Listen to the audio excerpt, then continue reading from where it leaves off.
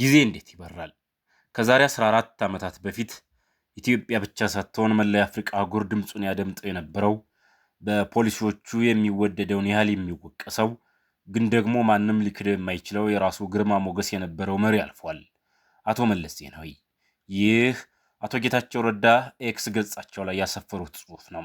ከ14 ዓመታት ረጅም የፖለቲካ ማዕበልና ውጣ ወረድ በኋላ የህወሓትና የትግራይ ጊዜያዊ አስተዳደር ከፍተኛ አመራር የነበሩት አቶ ጌታቸው ረዳ ያልተጠበቀ አነጋጋሪ ቃል ተናግረዋል።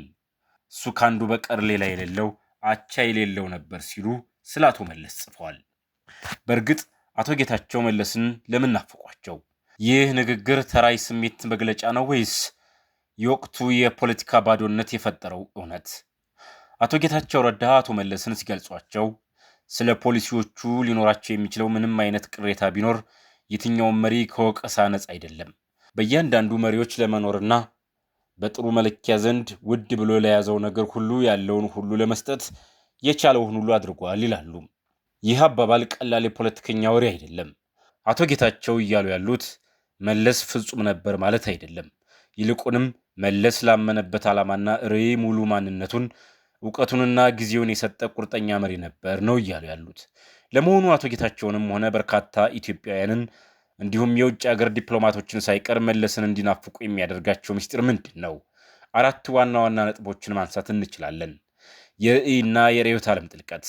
መለስ የቱንም ያህል ፖሊሲዎቹ አከራካሪ ቢሆኑም ለሀገሪቱ የተከተለው ልማታዊ መንግስት ስትራቴጂ ግልጽ ነበር። ነገ ኢትዮጵያ ወዴት እንደምትሄድ በቁጥርና በእቅድ ያስቀምጥ ነበረ። ተቋማዊና አእምሯዊ ብቃት። በዓለም አቀፍ መድረክ አፍሪካን ወክሎ ሲከራከር ከዓለም ባንክና አይኤምኤፍ ቢሮክራቶች ጋር በኢኮኖሚክስ ቲዮሪ ሲሞግት አንደኛ ነበረ። ይህ የአመራር ከፍታ ዛሬ ላይ ትልቅ ባዶነት ፈጥሯል። የመንግስት ስርዓትና ዲሲፕሊን። በሱ ጊዜ የነበረው የመንግስት መዋቅርና የአመራር ዲሲፕሊን ውሳኔዎችን ወደታች ወርዶ የመፈጸም አቅሙ ከፍተኛ ነበረ። ለዓላማው የመኖር ቁርጠኝነት። አቶ ጌታቸው እንዳሉት ውድ ብሎ ለያዘው ነገር ሁሉ ያለውን የሰጠ መሪ ነበረ። ለህይወቱ ወይም ለግል ጥቅሙ ሳይሆን ለራዩ የኖረ ሰው ነበር ይላሉ አቶ ጌታቸው ሲመሰክሩ። ነገር ግን እውነቱን እንነጋገር ከተባለ መለስ ዜናዊ ፍጹም አልነበረም። የታሰሩ ጋዜጠኞች፣ የተገደቡ የፖለቲካ ምህዳሮች፣ የምርጫ ጠባሳ እና የብሔር ፌዴራሊዝሙ የፈጠረው ተፎካካሪ ስሜት የዚሁ ዘመን ውጤቶች ናቸው። ታዲያ አቶ ጌታቸው ረዳ ዛሬ ላይ ሆነው መለስን ለምን ናፈቋቸው? የአሁኑ ዘመን የፖለቲካ ቀውስ።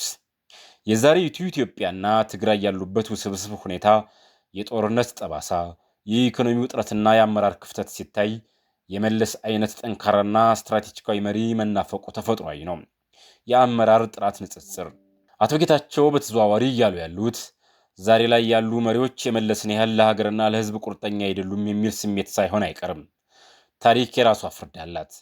መለስ ዜናዊ በሕይወት በነበረበት ወቅት በብዙዎች ይወቀስ ይነቀፍ ነበር።